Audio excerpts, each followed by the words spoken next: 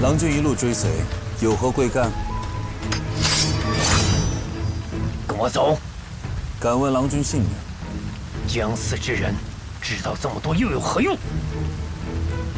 自然是冤有头，债有主，死后好向阎罗伸冤。哼！人世间尚无公道，你还指望着阴间？我知道你不会武功，跟我走，别想耍心思。想带我走，怕是没那么容易。我是有救兵的。小熊，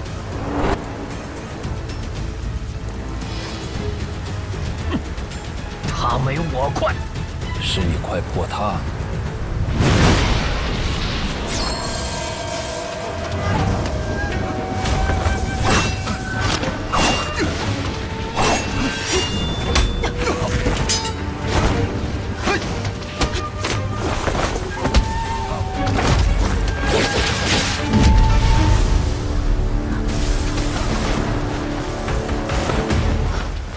裴爷，你没事吧？哎，我受伤了。伤哪儿了？那人应该还没走远。雨大了，不要追了。可他要杀你。他并非想要杀我，他只是威胁我随他离开，此番不成，一定还有下次，下次再抓他也来得及。天冷了，别着凉了。可看清凶手样貌了？那人中等身材，头戴斗笠，有意遮掩面容。我看到了他的眼睛，浓眉细眼，眼角有疤。我看到那人手指黑粗皲裂，骨节突出，但不像是专做打手的，应是平日里做粗重活多些。这刀粗笨，也非好钢材，刀柄上有锈迹，应该用的不多。不过也难保凶手为了掩盖身份，故意找了一把旧刀。太史城最近可有得罪什么人？太史局人事和谐，心向亦无逆犯。就算我得罪了人而不自知，也不至于遭人怨恨到刀兵相见。莫非是隐面具的手下？那人虽会功夫，但身手一般，根本不是县主的对手。先前银面具手下的招式凌厉凶狠，与此人大不相同。那人身手固然在我之下，但我同他交手之时，能感觉到他并未使出全部功力，只是一味抵挡，想要脱身。究竟是什么人，竟然冲着太史城去了？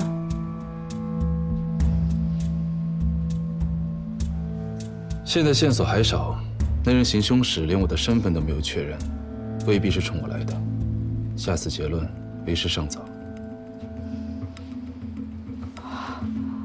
或许那人看到县主，意识到自己认错人了，也就无需担忧了。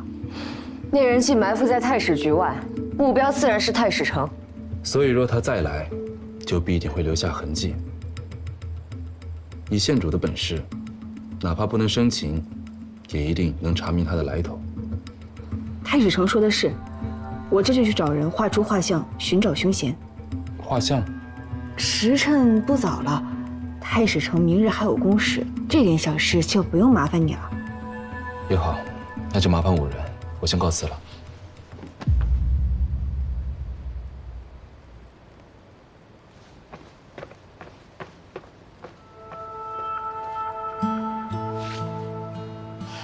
这几日先不要回家了，就住那一局吧。他今晚不会再来了。你又知道了，如此能掐会算，怎么没有算到今夜有人要来杀你啊？至少我算到你会来救我。还在嘴硬。我有师祖罗盘护身，就算今晚你没有出现，我也能保住这条命的。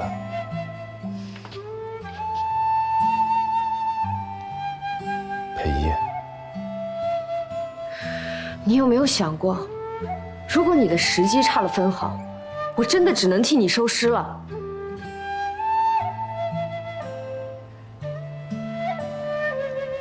夜路难走，今晚恐怕要麻烦县主收留了。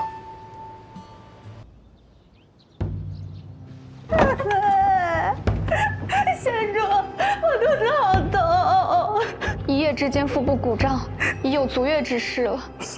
县主，我不会这样生了吧？救救我！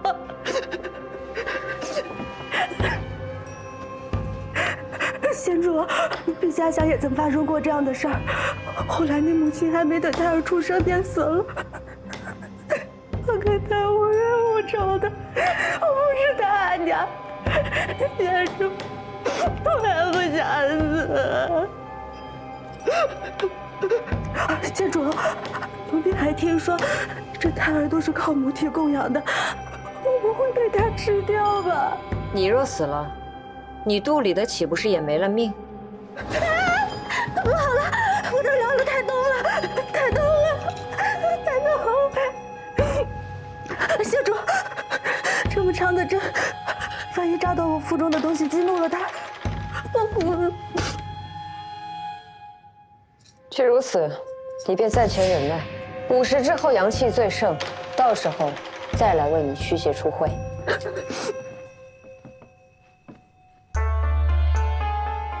青楼宫苑吃的不错嘛。娘子在的时候，这样的吃食算不上什么。可自从月初娘子骤然离世，寒凉殿的工人全被遣散，只留我2人在此。柴米餐食都减了，有菜有肉也不错啊。上食局给我们送什么，我们就吃什么。这几日伙食忽然好了很多，但奴婢也不知为何。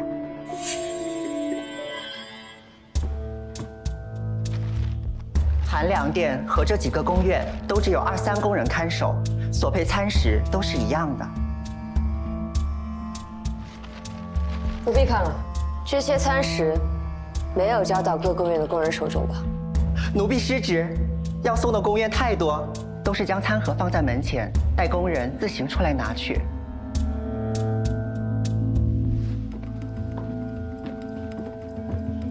县主是怀疑寒凉殿的餐食被人动了手脚。哎，去哪儿啊？太史丞4时末交班，找他去寒凉殿捉鬼。难怪要5时之后，其实是县主想进太史城了。近来宫中太平，我与萧兄许久未见，否则这种小事何须劳他大驾？最懂你的人，终究还是我呀。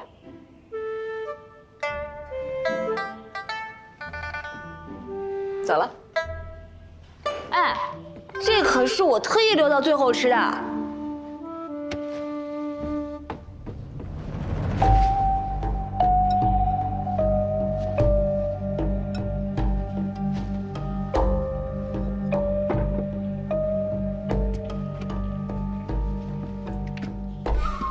服下之后1个时辰即可化解。像是汤药。此乃3清水，能使其化气，驱邪定魂，邪祟将不再近身。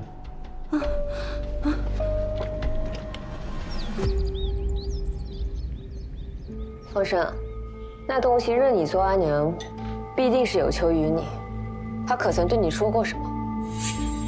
没有，他就是一直阿娘阿娘的叫我，不知道他想干什么。奴婢斗胆，县主可是觉得怪影之事是我们故意做的一出戏？怎么说？寒凉殿偏僻，怪影也只有我们见过，没有其他的人能为我们做见证。而且怪影虽然吓人，但出现了这么多天，也从未真正害过我们。别说是不信鬼神的县主，若是我听说了这件事，也会觉得是骗人。没有，我们没有骗人。我们当然相信你们没有骗人，是操纵怪影之人有所图谋。我们不过是无权无势的工人，怎么会找到我们呢？好好想想，可曾得罪过什么人？我们进宫时间不长，连宫中的路都不熟。王才女离世后，很少和人接触，更谈不上得罪。方生虽然说话不中听，却也不至于被人这样报复。在这之前，还有没有什么其他怪事发生？我们随王才女来寒凉殿不过几个月，我们这儿冷清得很，也无聊得很，从未发生过怪事。你们那天晚上听到的曲子，之前可有听过？奴婢不同音律，但确实有些耳熟。对对对，那王才女总是一个人抱着阮弦弹呀唱呀的，这么想来，倒是和那晚的曲子有些像呢。王才女是哪日离世的？这月初6，已经过去了快半个月了。观影第一次出现是这月12，正是王才女的头七。王才女回来了。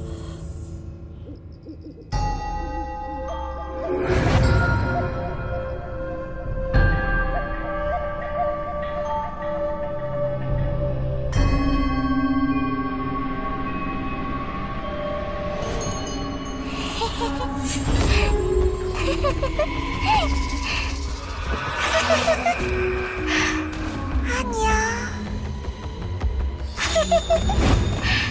阿娘，阿娘，你是谁？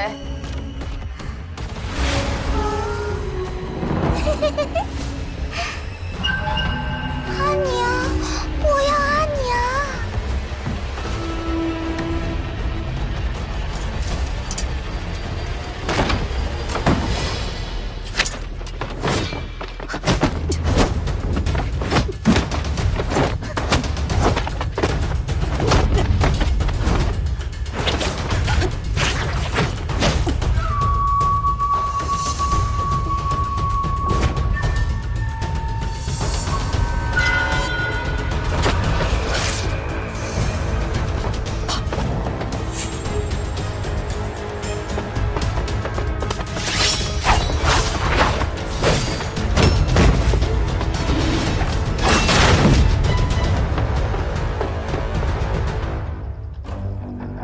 那边，不过应该被他跑掉了。我去追。县主，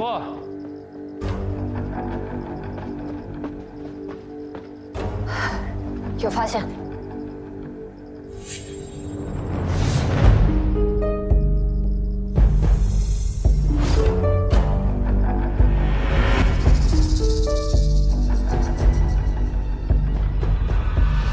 原来如此。最简单也是最不会留下痕迹的方式，就是利用月光。假象凌乱，唯独这面墙没有堆放东西。那人是利用铜镜的角度，将月光投射在北侧这面围墙之上。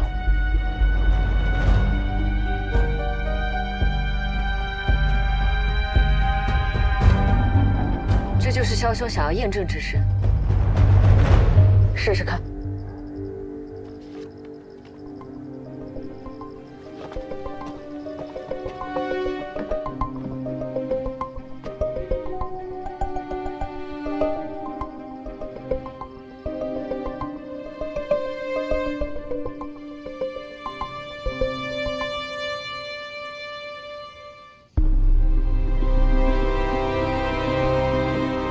影子太模糊了。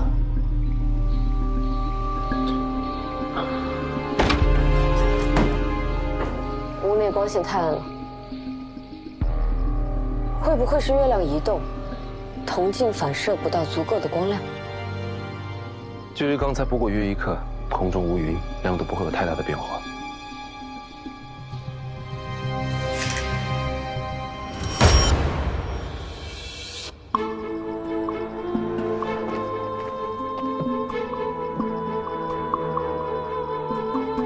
这里少了一个东西。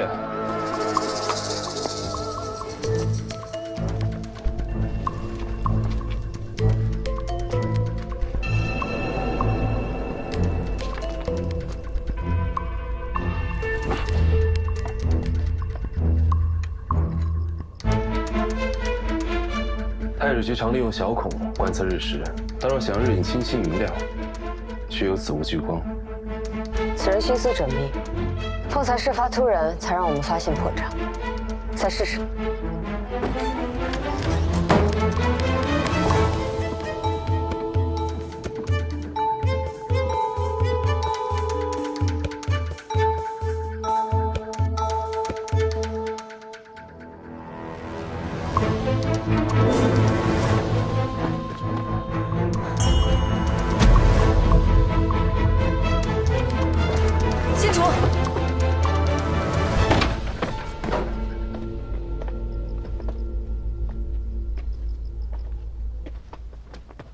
太史城，刚刚那些鬼影是你们弄出来的？那人用打磨过的珠片聚光，用刃线绑上这些纸片，像操控皮影一样变换所谓鬼影的形状，再通过控制远近，让影子变大变小。不光是用鬼影作怪，还故意让风声吃下胀肚的食物，费这么大劲，不图财也不害命，只是为了吓唬人。是，既然都扮鬼了，只是捉弄几个倒霉的宫女有什么意思？为什么不害人呢？二位毕竟是内业局的，这么说多少有些不合适吧？不光利用铜镜，还打磨珠片，如此狡猾又缜密。今夜让他逃了，之后上哪儿找呢？太史城会让那人告诉我们的。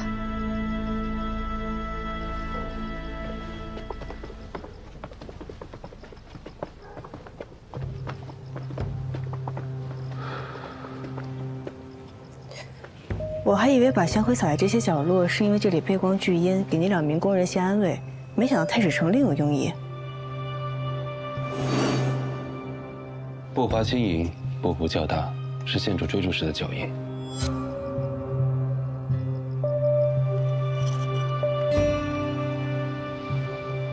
这2枚脚印，右侧着力更多，是五人娘子的。我都不认得自己的脚印。因为你的手扶着右侧的肩膀，重心便也偏右。这，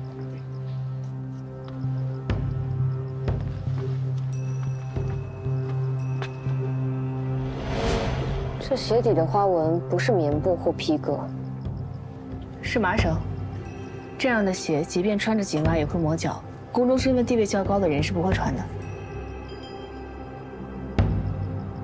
这般大小，应该是与顾四之差不多身量，但刚刚与我交手的时候，这人和我差不多啊。夹巷里这么乱，地面又高低不平，这么比不准确。身材矮小又有这样的大脚，那多半应该是个男子。对方的确力气很大，我与他僵持之时费了不少力。不对，听声音分明是个女子啊。善口技之人，无论是女子吟唱还是婴儿啼哭，都能模仿得栩栩如生，所以，她可能也并非女子。二位说的都有道理。都有道理。那这人既男又女。看这，足脊边缘并不完整，多为虚边，前肩虚边更为明显，后侧还有擦痕。小脚穿大鞋。虽然我并未看清对方身形，但根据鞋印，那人身高不会超过5尺7寸，对方应该是位高大的女子，或者瘦小的男子。左脚比右脚足隐身，那人走路时会习惯性偏左。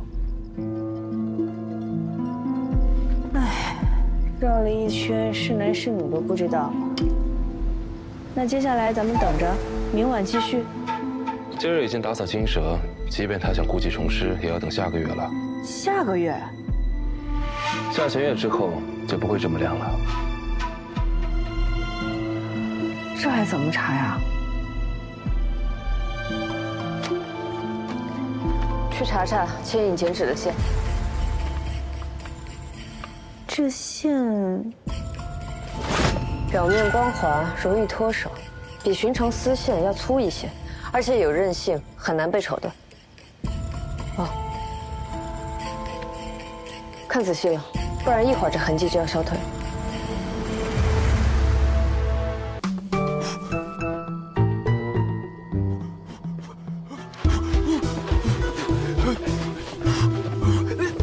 这招真是又慈悲又歹毒，不愧是老大想出来的审讯法子。还不是枭兄逼的，又不让我用刑，又得让他招供。放开我！走吧，去审审这位蝴蝶郎君。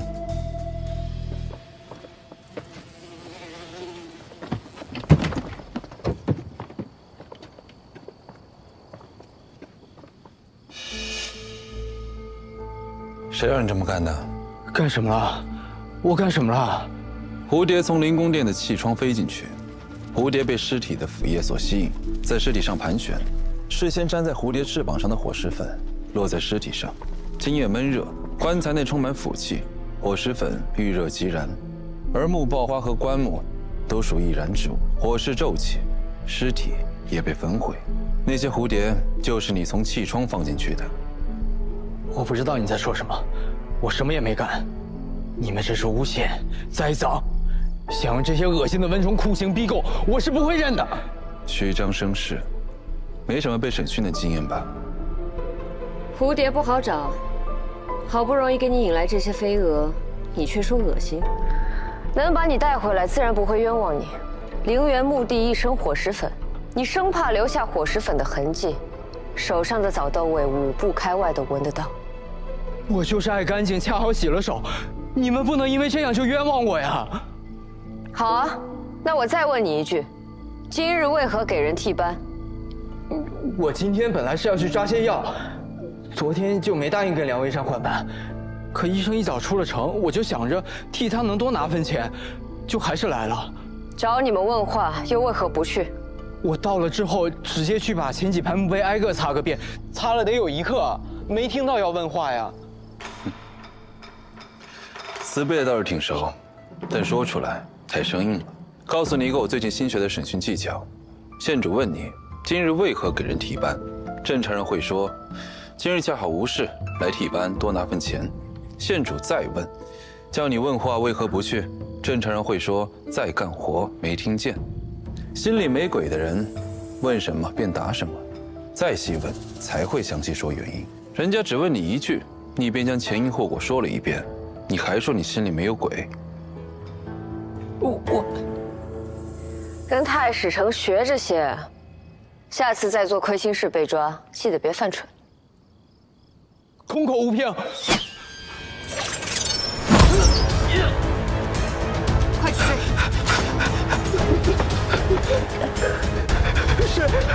是谁要杀我？那只能问你了，是谁要杀你？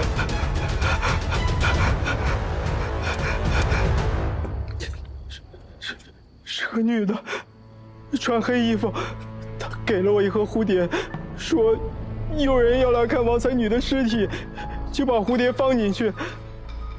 那蝴蝶太难养了，死了一大半了。你们要是再晚来几天，我也就没蝴蝶可以放。来人还有什么特征？极深的很，兜帽遮脸，手都用袍子遮着。真没看到。什么都没看到，你就敢接着差事？我哪知道他要放火烧尸啊！我以为就是放蝴蝶，便可得1贯钱啊。县主，没抓到。没抓到，宫中有刺客，怎么会抓不到啊？该问的话都问完了，把人放了吧。别放我，别放我！我现在出去就死定了。把我关起来，我还有要交代的。你交代的这些都不足以治罪，我只能放人。我有物证要提供。那个养蝴蝶的盒子看起来很贵重，那人本来让我事成之后烧掉，我没舍得，就藏在灵宫殿外的回廊下。去找。是。这下可以把我关起来了吧？你提供证据有功，更要放人了。不要啊！救命啊！老大，我这建设的不比顾司局差吧？还不错，有进步。那你刚才踢的那一脚解不解气？还行吧。王才女真的有孕啦？讨论案情没必要这么鬼鬼祟祟吧？说宫闱秘事习惯了。圣上在册封之后就没有临幸过王才女了。这样看来，王才女是不是十有八九有了私情，怀了身孕？孩子的父亲怕事情败露，就痛下杀手了。嫔妃有私情是重罪，如此罪名，不可轻易下定。医生最后一次为他把脉是什么时候1个多月前。喜脉最容易诊出，把了脉，有孕的事就瞒不住了。那个医正一定知道些什么。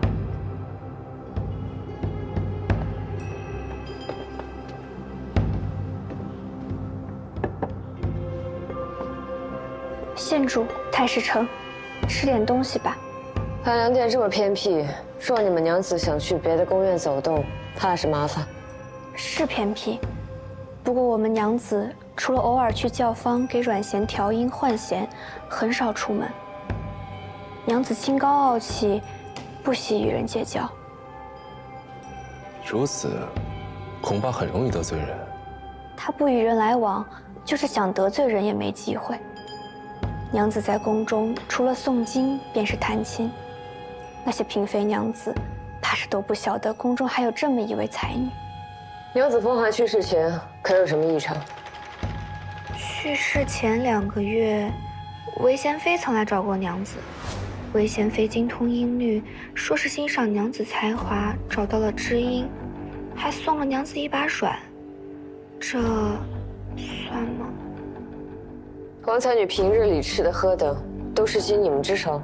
是啊。若有人想给你们娘子少量多次下毒，是不是通过你们最方便？仙主，您这是何意？我们虽侍奉娘子的时日不长，但娘子对于我们也很照顾，我们怎么可能敢给娘子下毒呢？除了你们，还有谁有机会？有一样东西是不经我们手的，汤药。医生开给娘子调理身体的安神汤。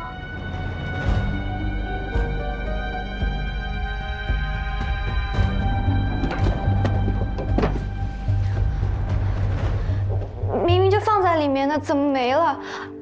看来这人动作很快。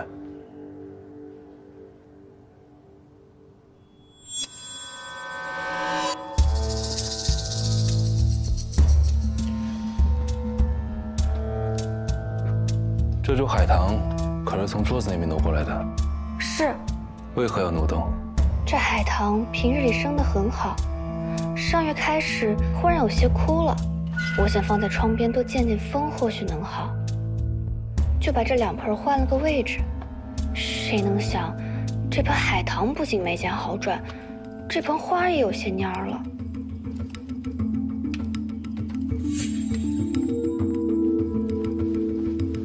县主，可看得出来这是什么？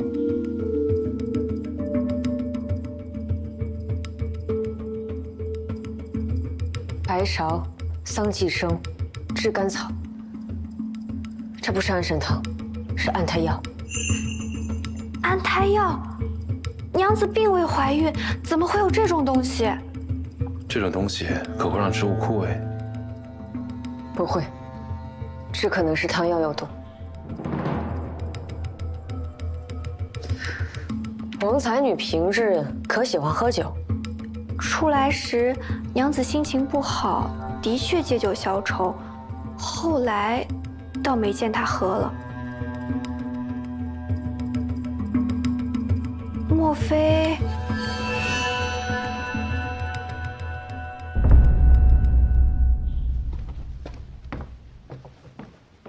这凶手真是狠毒！那一众茴香做的船翻了，到现在连尸体都还没找到。玉书从病发到去世，也是他负责的吧？是。这些是什么？哪儿来的？太史城神机妙算，从花盆里找到的，玉书被人下毒的安胎药。怎么找到的？海棠十分易活，且正值花期，这盆却几乎枯死，极为反常。而且植物向阳的一面，枝叶会更加茂密，但这海棠朝阳的一面反而稀疏，更加反常。果然，蕊生说这海棠是被移动过的。然后呢？再看屋内其他植物，除了海棠，就只有桌旁的那棵有些枯了。而蕊生说，海棠就是从桌边移过来的。2盆摆在桌边的花先后枯死，应该不是巧合。而桌边是起居最方便的位置，所以我就有了猜测。小兄，你快跟5人说实话吧，到底怎么发现的？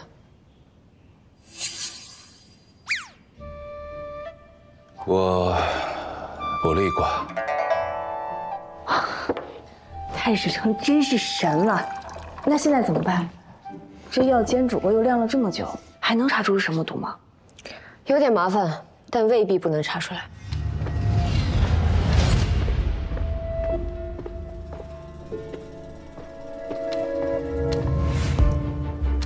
下毒不易察觉，慢性发毒，死时十分痛苦。尸体上有红色花朵状斑点。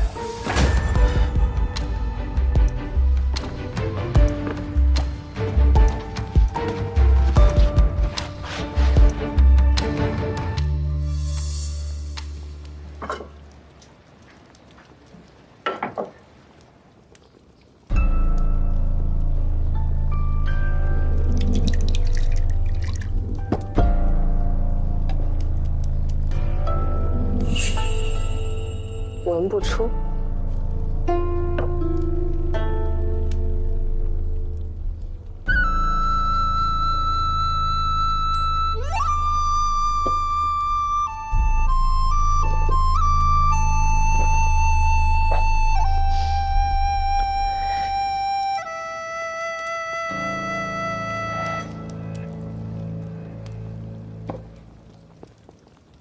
县主往后不必再用伤害自己的方式查案，我作为你的同僚，也会帮你想其他的法子去解决问题。你受伤，是我的失职。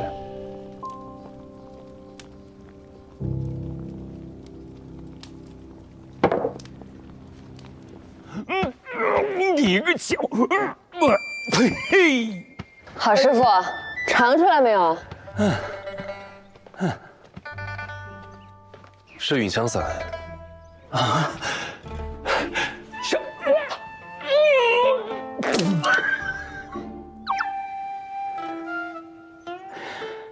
你个疯丫头，我原以为你是良心发现，买了这么多好酒好菜来孝敬师傅，合着是毒死我了好吃席呀！老鬼头怎么把人家想这么坏啊？我是来找师傅帮忙的。直接问不行吗？为什么要在汤里下毒啊？我是怕影响你的判断。小肖兄弟已经去查了，我何苦遭这罪啊？总要验证嘛。再说了，谁知道你反应这么大？我才女吃了1个月才毒发的。对呀，我怎么反应这么大呀？我熬得浓了一些。我早晚要死在你手里。内司伯啊，医书上说服下允香散后不可饮酒，内司伯还是多喝些凉水吧。还真被你找到了，书上怎么说？我找到了3种能在皮肤上形成红色花朵模样痕迹的毒药，一种来自西域，毒性极强，只需服用1点就会立刻突袭而亡；另一种来自长白山，但味道刺鼻。我想王才女这么长时间都没有发现被下毒，应该不是这种。剩下的就是允香散了。允香散产自安南，原本也是用来治病的，但长期服用会中毒。平日毫无症状，只是临终前极为痛苦。毒发时下毒之人早已无迹可寻，现在这种药也少见了。但师傅一定知道哪里能找到。不知道。老鬼头，你就忍心看着这个案子因为你同我志气破不了吗？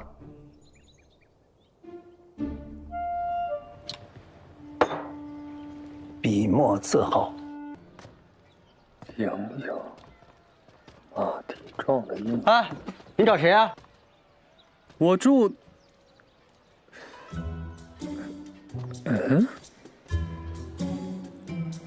文福堂。找错了。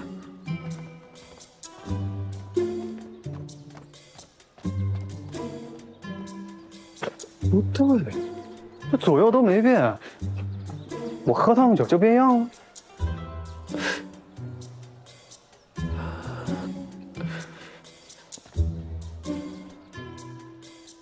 福成，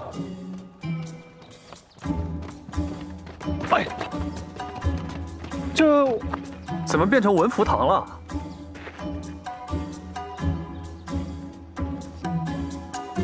哎，不是，我这刚出去一会儿，你就把家给拆了？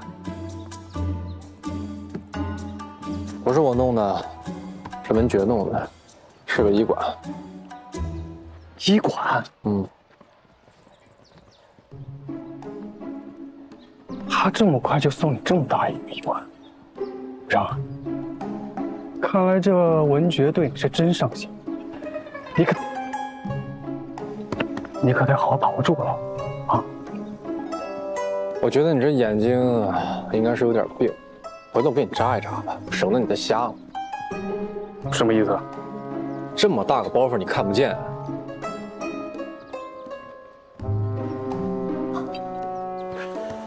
我不是跟你说过吗？寄人篱下就得学会看人眼色。你看看你现在，家都没了，好意思在这吃个饼？请吧，傅医师，坐堂去。我去。顾天，把他扛进去。得令。哎，你放我下来，你放我下来。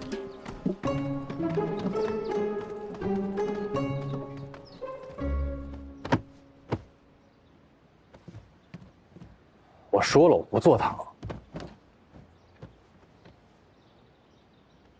那你想干嘛去？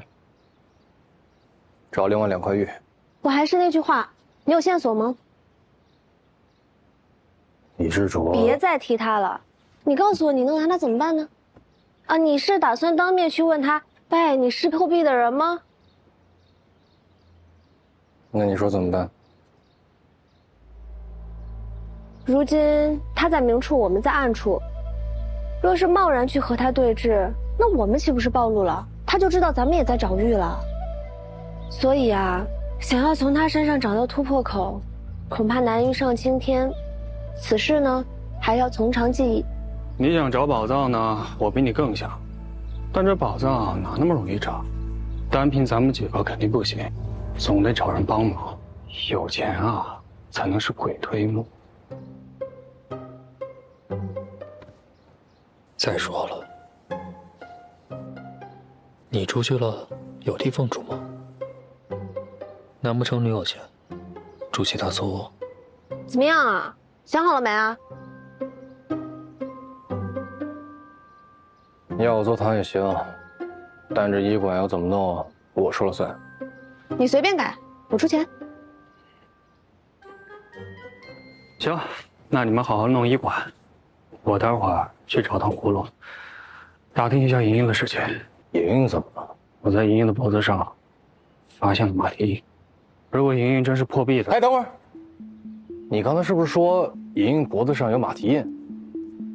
你小点声啊，祖宗！那莹莹是破壁的人，你怎么不早点跟我说？什么？莹莹是破壁的人啊？那她接近我们会不会是为了那块玉盘啊？哎呀，我们会不会已经暴露了？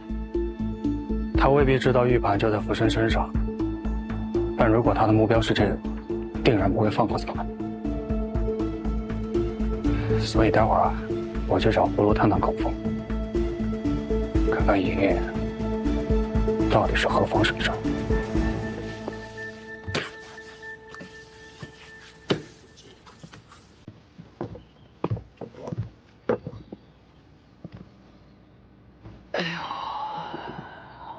葫芦，累了吧？歇会儿。不累。我来帮你。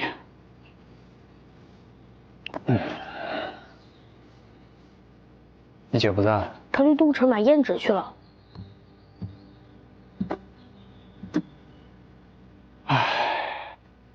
看到你，就想起了我2个弟弟，也是年纪轻轻就出来讨生活，不容易啊。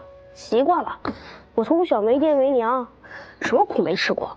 要不是有我姐在，我早就没命了。听说你姐小时候日子也不好过。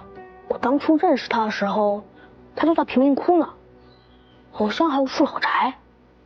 你姐有家人？她小时候被别人收养，那处老宅是要养父母的。自从养父母去世之后，我姐就流浪街头了。顾婷大哥，我们去把舞台擦了吧，你左我右，如何？小小年纪多干的活，我还有车，自己干。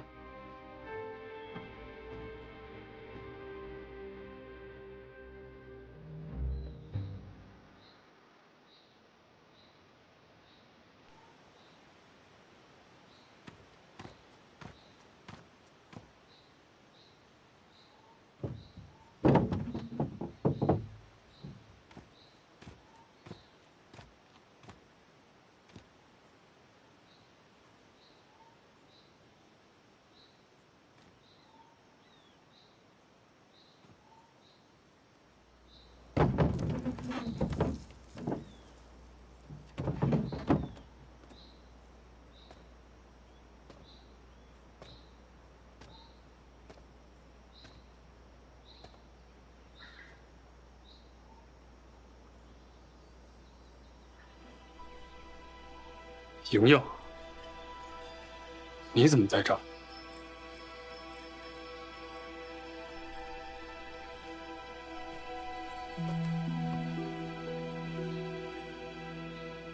你可是在找这个？你是破壁的人？不，这是奴隶的烙印。奴隶？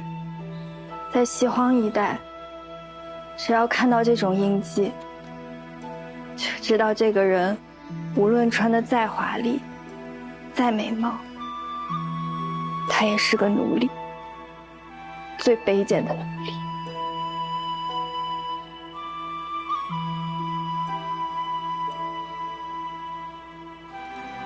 我知道，如果你知道了我的真实身份，定会瞧不起我。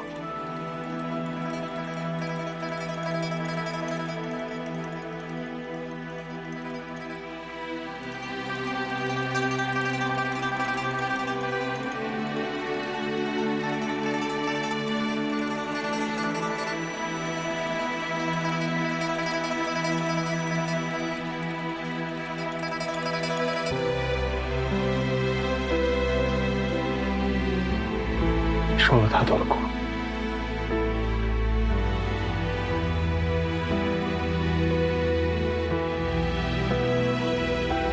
我自幼被人牙子张虎夫妇拐到，就留下了这处烙印。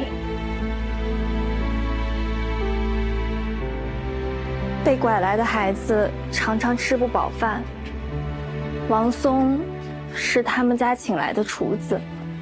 仗着有些吃食，就对女孩子们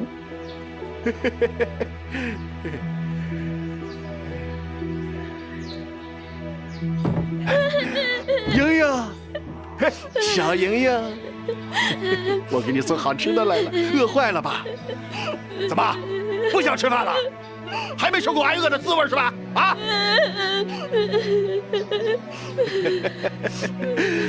莹莹可知道我最喜欢你了，什么好吃的全留给你了。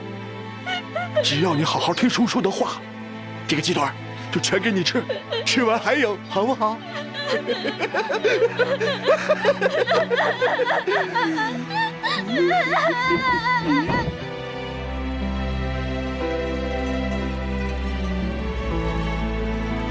过去的事就让它过去吧，不必再提。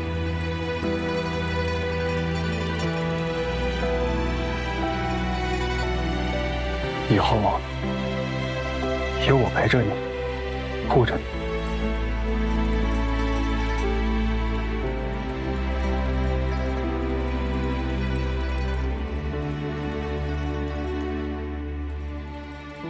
还有一件事我瞒着你，其实捕风捉影楼是我的。啊？我自幼在贫民窟长大，为了生存，10岁就在外城做起了风媒，12岁就成了外城第一风美。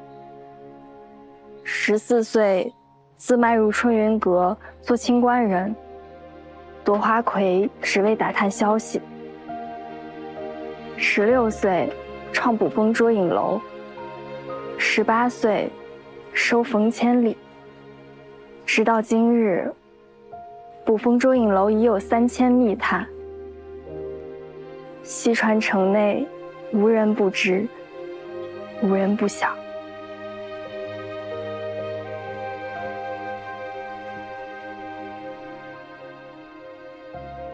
我确实骗了你。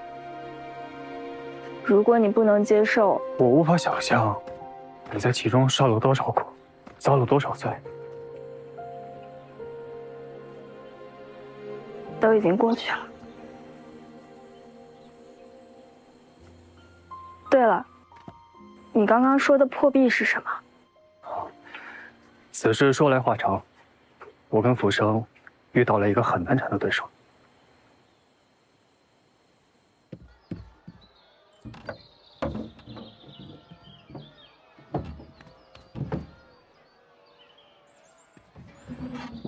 你是大白天的把门窗都关上，不做生意了？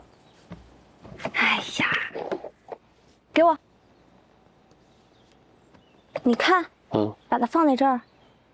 然后呢？我就研究到这儿，估计是还差2样东西吧。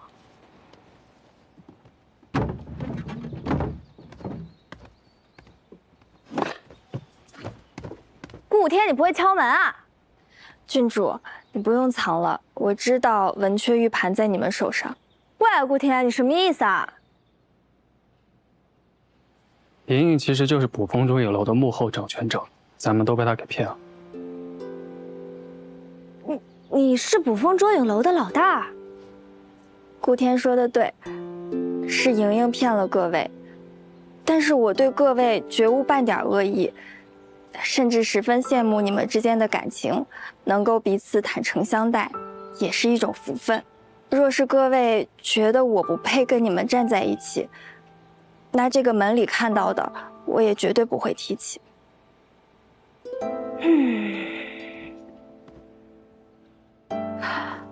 东西是浮生的，是否接受你的决定，你问他吧。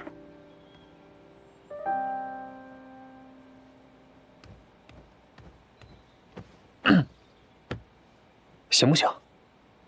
行啊，我觉得这是件好事儿。你看啊，咱们一直都想找捕风捉影楼的人帮忙，但是呢又怕引火烧身，这下好了，来了一个可靠的人，我觉得是好事儿。啊！既然浮生都表态了，那我自然没什么意见。对了，还有你那个弟弟葫芦，我们也都很喜欢他。如今你已对我们坦诚相待，那以后这西川城，我罩着你。莹莹谢过郡主了。嗨，罩他们2个也是罩，多你1个也不多。那这样，以后咱们4个就是西川寻宝小分队，我就是小队长。那咱们以后小分队的吃住行就要多仰仗小队长了，包在我身上。哎，对了，我听顾天说，你们只找到了1块玉，另外2块还毫无头绪。是啊，这些东西四处流散，根本不知道在哪儿啊！而且啊，李志卓也在找这2样东西，恐怕我们得先他一步了。既然我已经是小队的一员了，那我一定要再出一份力。我想，捕风3000密探找2块玉，应该还是绰绰有余的。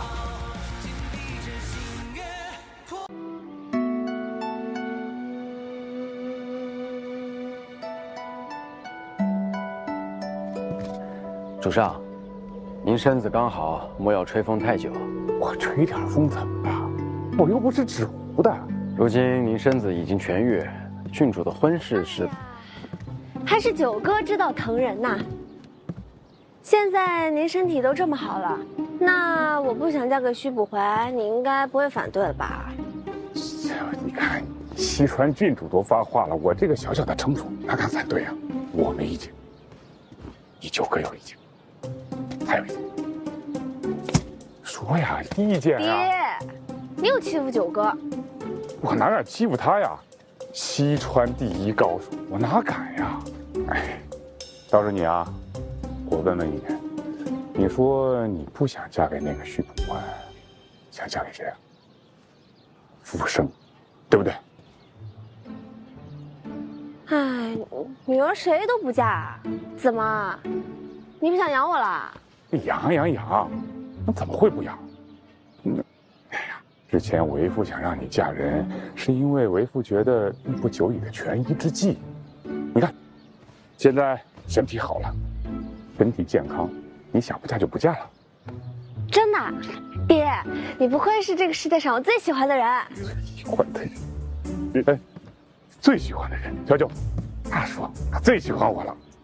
哎呀，行了，没什么事儿，我先走了。哎，你要干嘛去？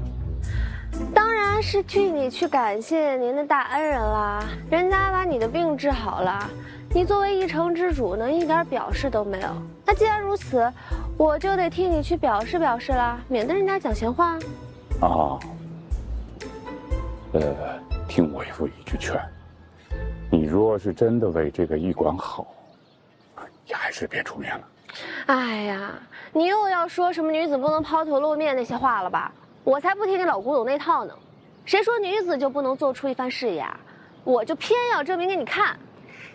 行了，走了，爹。走了，九哥。常回来啊！等我好消息。我就说那个徐普怀，他配不上我们家娟儿，我早就想退婚了，只是没找到合适的机会。主上，小九还有事，先走一步。你有什么要事？我是一城之主，感觉你比我还要忙。你的那些事不都是我安排的吗？啊，你回来！你说，你是不是故意逼着为父？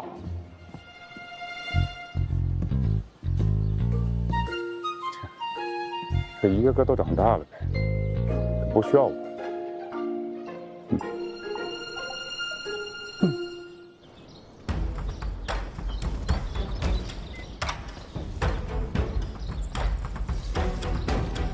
大东家，大东家，大东家，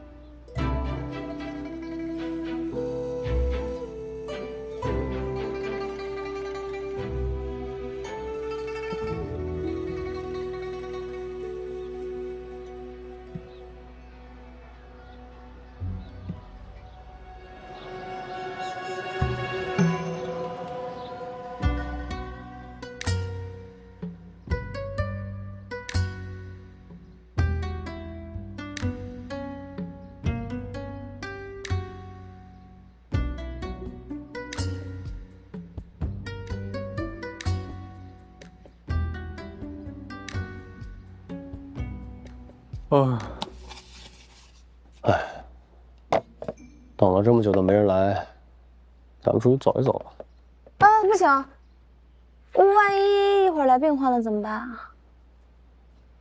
这眼看快到饭点了，应该没有病患会这个时候来吧？你说万一来个疾病的，你不在岂不耽误人家性命了？再等等，马上就来人了。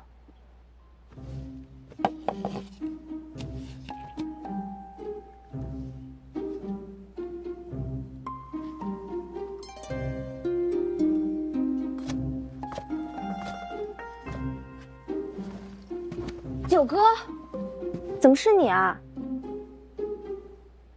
郡主在找谁？哦，没谁。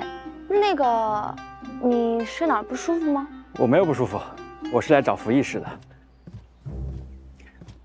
从今天起，福医师就是城主府正式任命的令史，专管验尸查案。真的啊？太好了！终于不用担心咱们小命不保。哦，多谢郡主，你们先忙，我先告辞。多谢九哥，九哥慢走啊。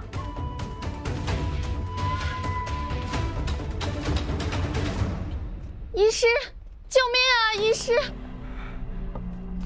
救命啊！我弟弟服了别家医馆的药，这才不到半个时辰，现在连话都说不出来了。医师，求求你一定要救下我弟弟的命啊！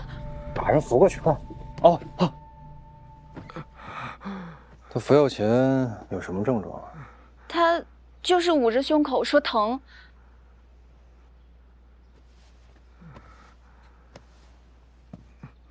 这病患是不是你找来的？你怎么知道？太假了，也就虎虎浮生那个呆子。都是府上的下人装扮的，这么偏僻的地方哪儿有病人啊？也是。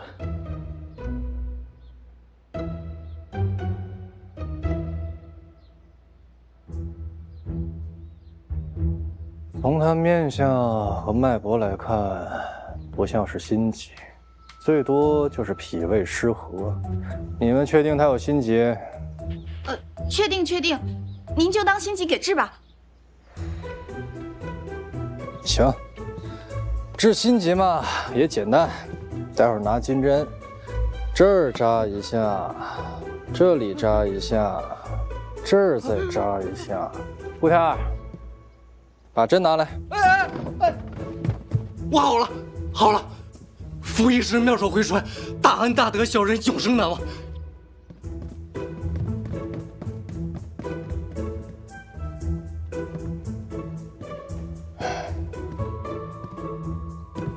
人都走了，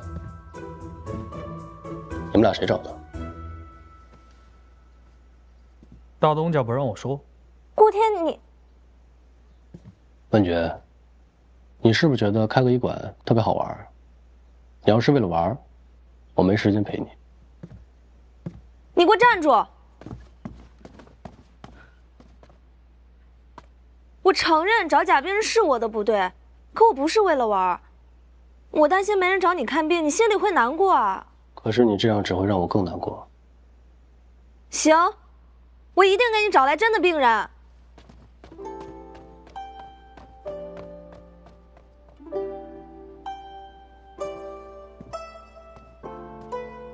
你可真是个呆子。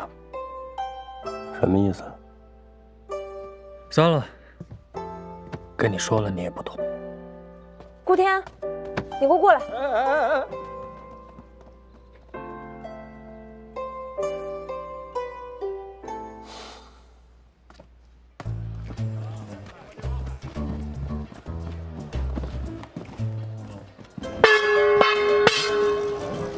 各位街坊，我们医馆文福堂新馆开业，坐堂医师福生，师承神医华佗，人心甚好，医术高明，各种疑难杂症均能药到病除。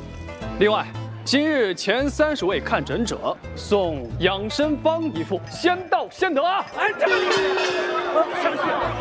而且啊，我们的文福堂郡主可是大东家。没错，这文福堂是我开的。这样，今天来看诊的人一律诊金减半，怎么样啊？这个不行。我是东家，我说了算。哎，完了，郡主开的医馆，万一治死人了怎么办？治死人了怎么办？哎，你们别走啊！走，快点！哎，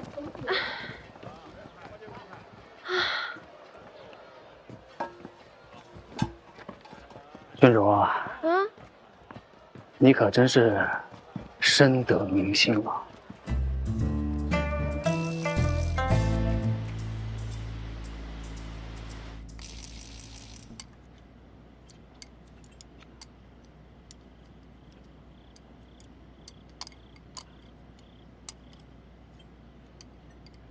你有心事？你说我昨天是不是说错话了，让文觉生气了？你才反应过来啊？我真的说错话了。文觉也是大度，也不让九哥过来揍你。找道歉去。哎，这都什么时候了？明天再说吧。不行，有错就得认。哎，你不用去了，人来了。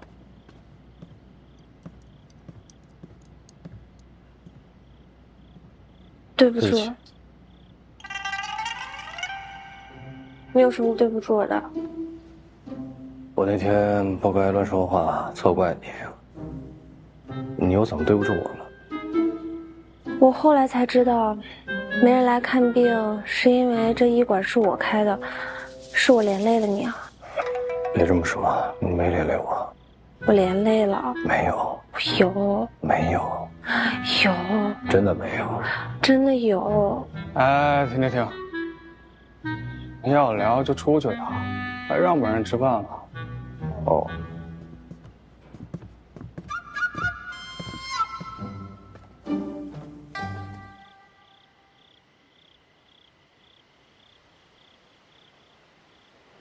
你在想什么呢？福生，你说的对，我不应该勉强你去做你不想做的事。如果你真的不想开这个医馆的话，那就不开了吧。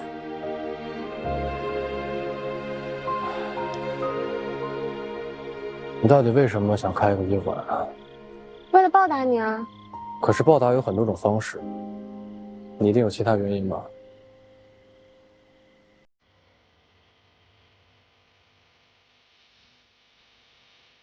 我呢，自幼娇生惯养，又不知世事，总觉得天要是塌下来，还有我爹顶着呢。可自从我爹病了之后，我就觉得自己不能再这么贪玩下去了。他虽然被你治好了，但还需要休养，所以我得学着担起城主府的重担，帮我爹为西川的百姓做点什么。一来向他证明我已经长大了，二来也想让西川的百姓过得更好一点。所以你才想开这个医馆？我知道你一心就想寻找那2块玉的线索，可是这跟治病救人并不冲突啊。而且你若是在西川都找不到消息的话，那你去别的地方就更没可能啊。所以我还是希望你能继续留在西川的。你想让我留下？我不是这个意思啊，我就是说，你医术这么高明，要是被埋没了多可惜啊！我是为了西川的百姓。我知道。你知道就好。你是个善良的好姑娘。你能为西川百姓做这么多好事，讲实话我很惭愧。你别这么说，你也很好。你说的对，文觉，治病救人和寻找天书不冲突。我现在想明白了，这文福堂一定要开下去。你真的这么想啊？真的。还是没人来看病啊。我有办法。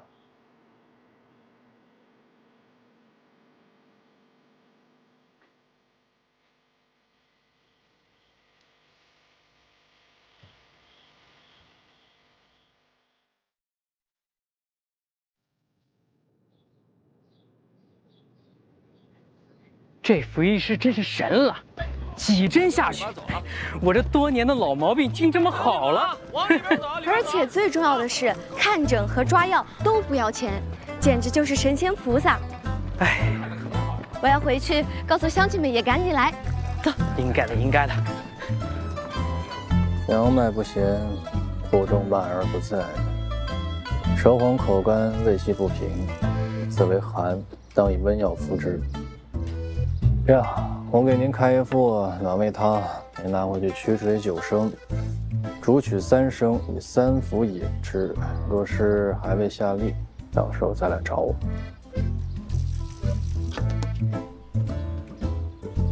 哎，辛苦大夫了。下一位。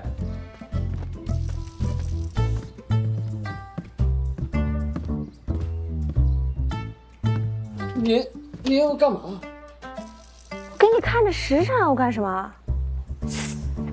你以为我想干什么？我没有。